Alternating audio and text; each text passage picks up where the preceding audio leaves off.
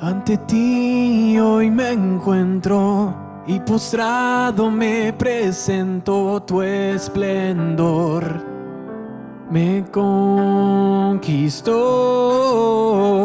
Con tu paz me abrazas, me rodeas con tu gracia, tu amor me inundó.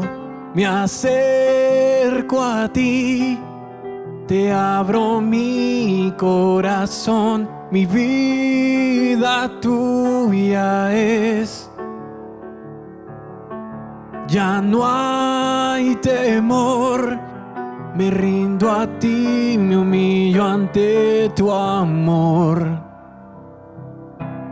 Oh, tu amor.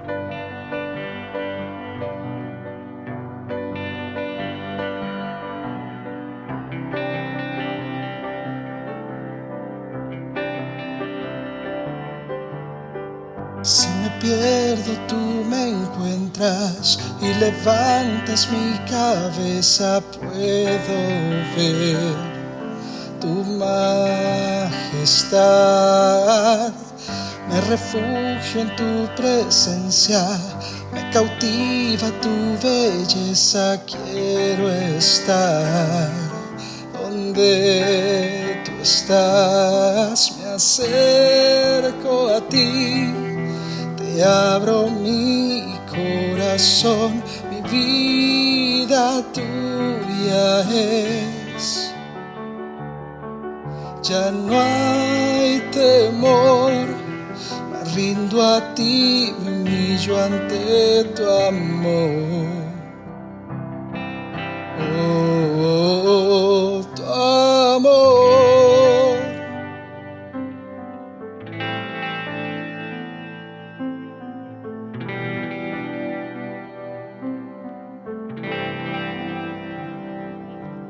Profundo amor que lava mi interior, escucha mi clamor, te necesito, Dios. Cantaré, mi voz levantaré, Jesús te buscaré, tu rostro quiero ver. Profundo amor que lava mi interior, escucha mi clamor, te necesito, Dios. Cantaré, mi voz levantaré, Jesús te buscaré, tu rostro quiero ver. Me acerco a ti, te abro mi corazón,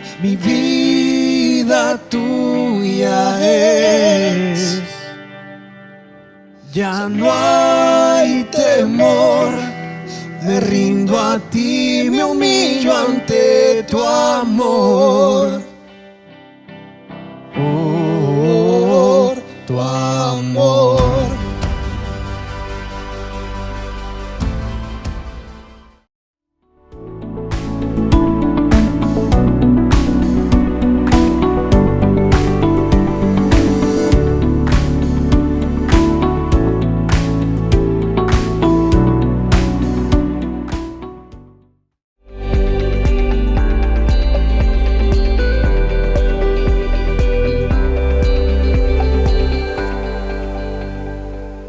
Qué bueno estar en su hogar y sobre todo compartir con ustedes un tema muy importante, un tema que va a agradar al corazón de cada uno de nosotros. Y es la gracia. El tema de hoy, libres de la desgracia. Para poder comprender qué es la gracia tenemos que ver su antagónico, que es la desgracia. ¿Qué es la desgracia? Pues es una situación o suceso que produce gran dolor y sufrimiento. Otro concepto que es muy breve es falta de gracia. Quisiera que me acompañe una porción bíblica que se encuentra en el libro de Lucas. Es una parábola del hijo pródigo, recordemos que es una parábola bien conocida. Y quisiera tomar no toda la parábola, sino ciertos versos. Y voy a comenzar con el 21. Dice lo siguiente. Recordemos que el hijo pródigo le pidió su herencia. Y el padre no solamente le dio la herencia al hijo menor, sino que también al hijo mayor. Y este muchacho despilfarró el dinero, lo gastó en prostitutas, a tal punto que quedó en quiebra y él tuvo que regresar porque venía con una actitud de quebrantamiento. Dice lo siguiente, verso 21. Su hijo le dijo: Padre, he pecado contra el cielo y contra ti. Vemos el orden. Cuando uno peca, cuando uno falla, en primera instancia peca contra Dios. Ofendemos a nuestro Padre, pero también ofendemos a las personas que están a nuestro alrededor.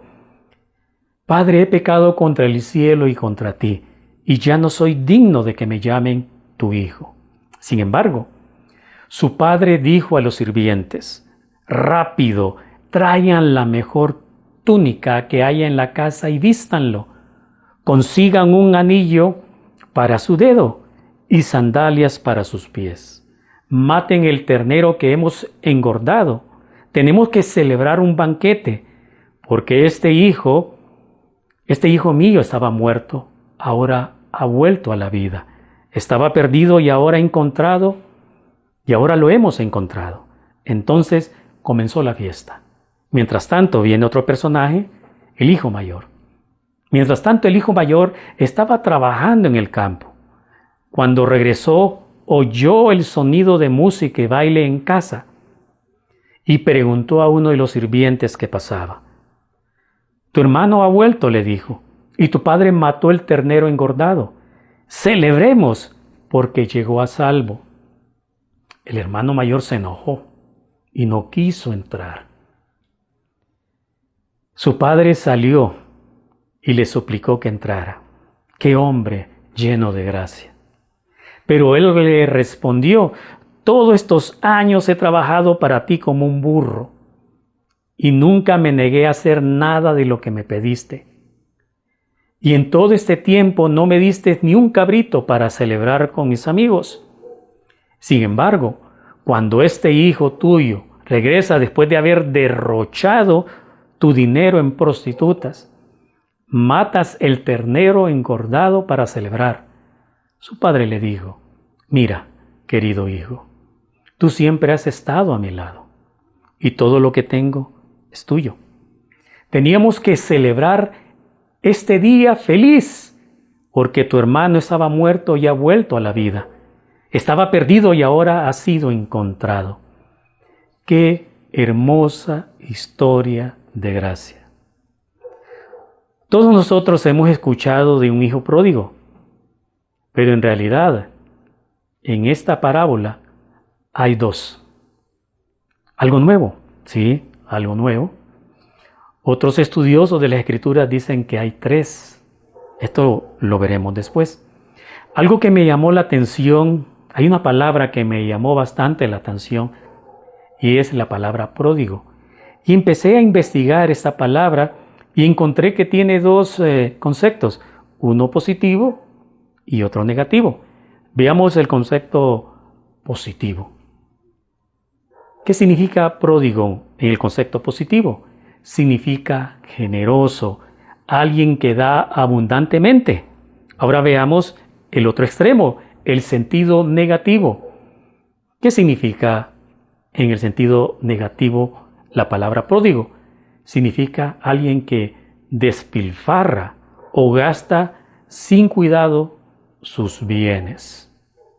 Hay algo que me llamó también la atención en el derecho romano.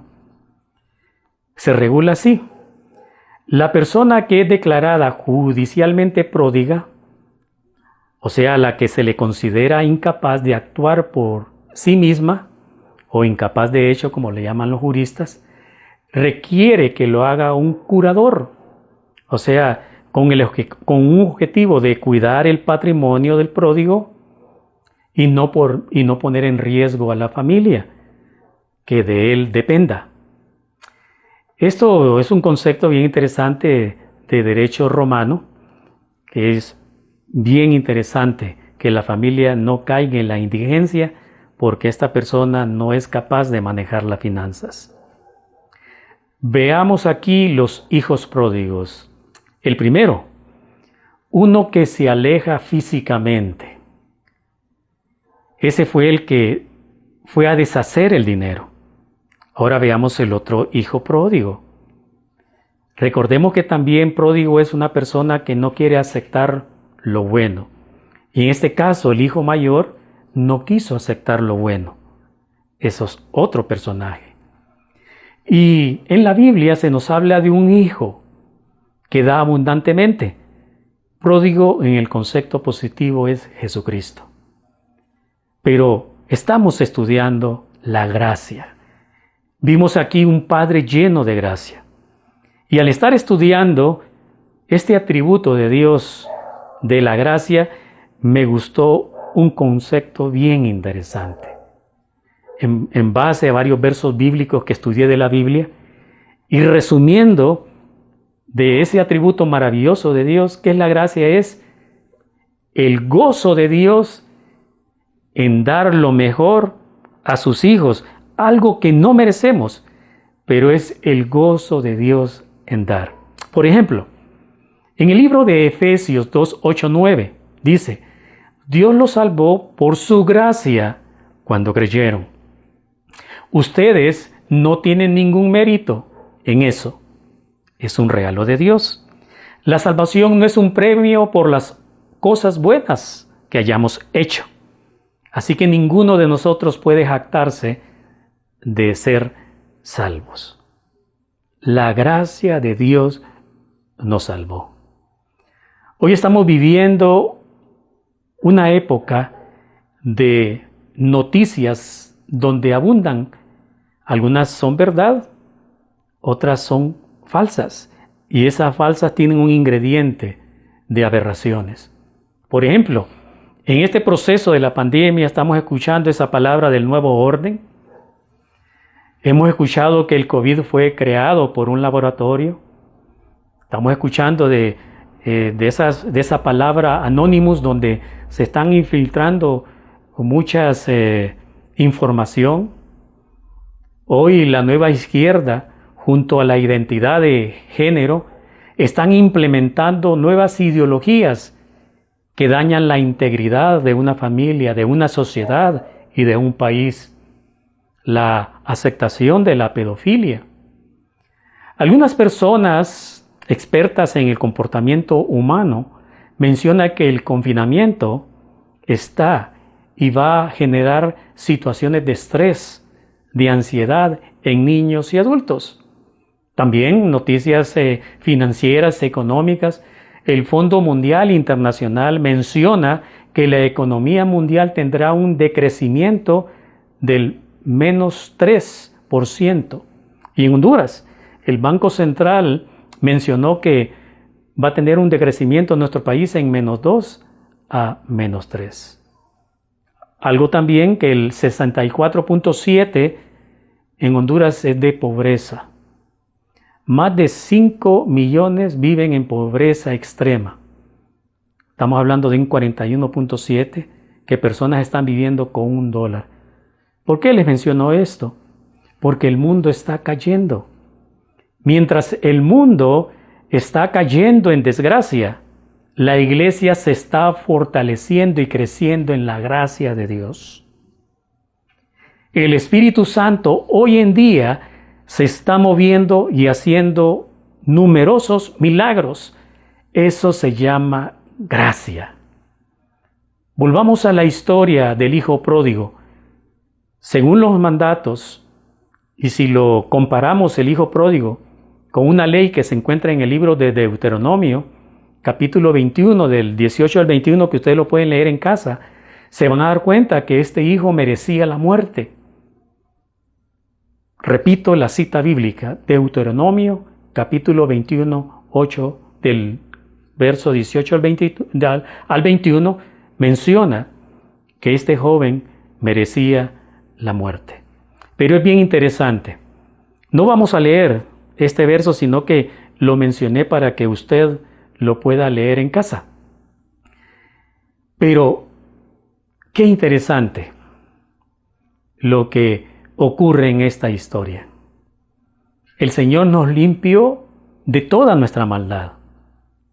Esa maldad que estaba en nosotros fue quitada por medio de Jesucristo, por la muerte de Jesucristo.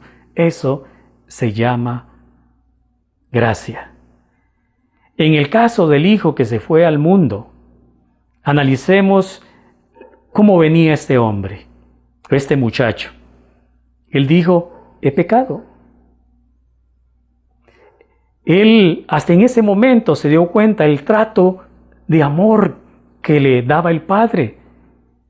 Y en ese momento tan formidable, dentro de la cultura de los israelitas, era prohibido que un papá fuera hacia su hijo. El hijo tenía que llegar al papá, pero este hombre rompió el protocolo. Él no le interesó qué pensaran de él, qué pensara la ley. Él se basó en la gracia. Eso es amor. Este muchacho despilfarró todo el dinero, cayó en fornicación, deshonró a Dios y a su padre, no utilizó el dinero que le dio su papá para ayudarle a él, no utilizó las habilidades que Dios le había dado, sino que él se descuidó. Pero algo que es bien interesante en la vida de este hijo pródigo es que se quebrantó. Muchos de nosotros a veces tenemos pecados escondidos. Muchos de nosotros pensamos que cuando pecamos nos alejamos de Dios y ya no queremos volver a las reuniones con la iglesia. Nuestro corazón se endurece y pensamos que Dios nos va a ver como un juez con un látigo para golpearnos. Y no es así. Yo quisiera compartirte algunos versos que hablan de la gracia de Dios. El primero, Primera de Pedro 5:10. En su bondad, Dios los llamó a ustedes a que participen de su gloria eterna por medio de Cristo Jesús. Entonces, después que hayan sufrido un poco de tiempo, Él los restaurará, los sostendrá, los fortalecerá y los afirmará sobre un fundamento sólido. Primera de Juan 1:9. Pero si confesamos nuestros pecados a Dios, escuche bien, Él es fiel y justo para perdonarnos nuestros pecados y limpiarnos de la maldad. Otro verso de gracia que para mí, al leer estos versos, me animan mucho. Dice lo siguiente, Hebreos 4:16.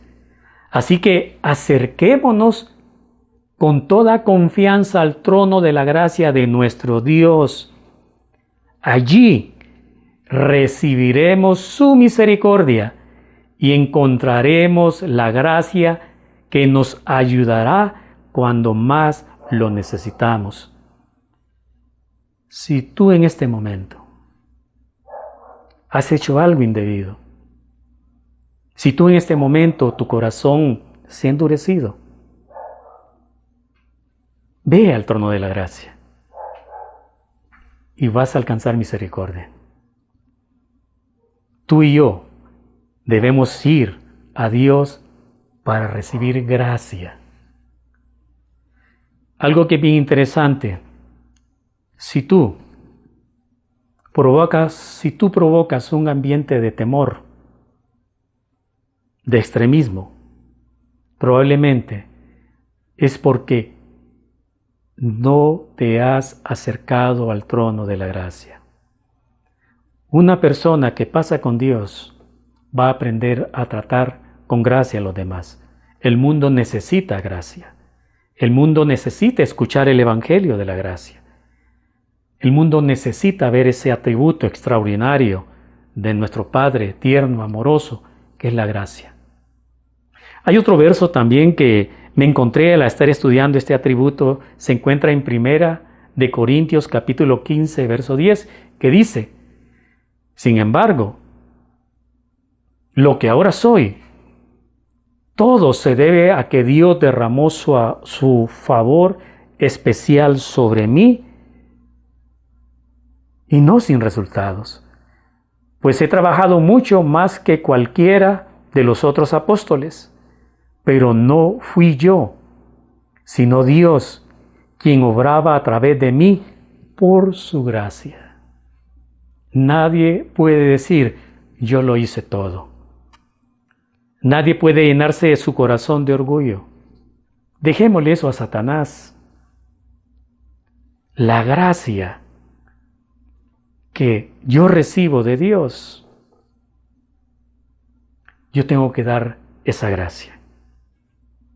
Si tú tienes buenas cualidades, si tú tienes algo muy especial, Dios nos ha regalado dones para que hagamos la obra del Señor. Pero eso lo que hacemos no nos debe llenar de orgullo o creernos superiores. Al contrario, debemos sentirnos humillados porque, a pesar de lo que somos, Dios en su gracia nos ha dado esas habilidades, esos dones espirituales, no para gloriarnos nosotros. Si yo recibo con gracia, yo debo dar gracia. Si Dios me da gracia, es para darle gloria a Él. Recordemos que el mundo está en desgracia, pero la iglesia se está fortaleciendo en la gracia de Dios. Otro verso que me ha animado mucho es 2 de Corintios capítulo 12, verso 8 al 9, que dice: en 3 ocasiones distintas le supliqué al Señor que me la quitara. Hay algo en el cuerpo de Pablo que no le agrada. Y él le dice al Señor, quítamelo. Dice en el verso 9, cada vez él me dijo, qué hermoso esto, mi gracia es todo lo que necesitas. Mi poder actúa mejor en la debilidad. Así que ahora me alegra jactarme de mis debilidades, para que el poder de Cristo pueda actuar a través de mí. ¿Qué puedo aprender de este verso? La gracia de Dios debe prevalecer, no mi voluntad. A veces pensamos y nos enojamos o nos resentimos con Dios porque Él no me da lo que le estoy pidiendo. Eso no es gracia. Eso es verme a mí mismo y quitar al Señor.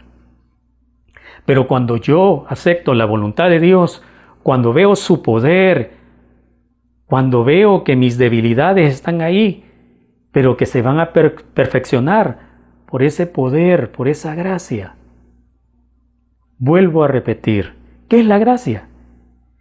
Es el gozo de Dios en dar lo mejor a sus hijos sin que lo merezcamos. El otro hijo, que también es pródigo, no quiso la gracia de su padre. Él era rico, este muchacho, pero vivía en la desgracia. Mientras el mundo vive en la desgracia, la iglesia vive de abundante gracia. Hoy hay muchos que rechazan a Jesús y siempre serán pródigos, destruyendo sus vidas. Son ricos, pero miserables. Mientras el mundo está en desgracia, la iglesia está llena de la gracia de Dios. Por favor, no te desanimes. Si tú has fallado, ve al trono de la gracia. Confiesa tus pecados al Señor. Él puede transformar tu corazón. Y para mí este estudio bíblico, al estar estudiando este atributo, estoy estudiando otros atributos del Señor. Pero quise compartir este atributo de la gracia porque hoy en día muchos cristianos están viviendo atormentados con sentimientos de culpa, viviendo derrotados, viviendo del pasado, viviendo como pobres, a sabiendas que son ricos espiritualmente. Acércate al trono de la gracia. Ten la actitud de este hijo pródigo que se quebrantó. No ten la actitud del otro hijo pródigo que vivió bajo la ley porque no quiso aceptar la gracia.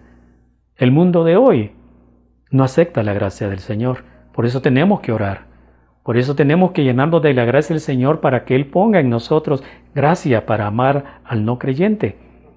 Pero también, para terminar, vuelvo a repetirte. Vive la gracia de Dios. Trata con gracia a los demás. No sigas señalando, no sigas enjuiciando, no sigas siendo un crítico negativo, sino alguien constructivo.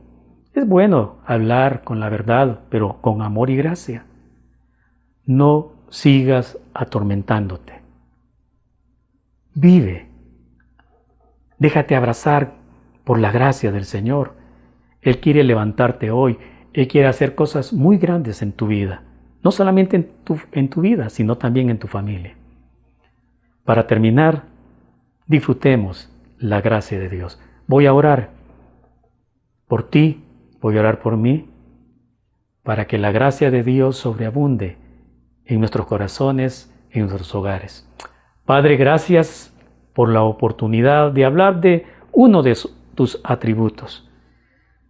Podemos hablar de la gracia muchas cosas, pero creo que esto fue suficiente para que por medio de tu Espíritu Santo puedas, tú estás en nosotros, para que nos sigas puliendo, para que nos redarguyas, para que vayamos al trono de tu gracia, para que al ir a tu trono de tu gracia vengamos con gracia para los demás. Gracias por la Iglesia Gran Comisión Tegucigalpa, todas las iglesias Gran Comisión.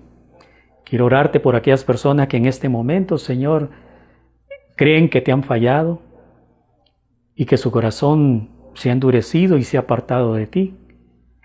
Que hoy comprendas, Señor, que es perdonado, que es amado y que pueda levantarse. 7 veces cae el justo, 7 veces es levantado. Señor, gracias por este tiempo. Gracias por tu gracia. Señor, que yo también pueda aprender más de tu gracia para tratar con gracia a los demás. Gracias, Señor, en el nombre que está sobre todo nombre, en Jesús oramos. Amén. Que Dios bendiga sus vidas.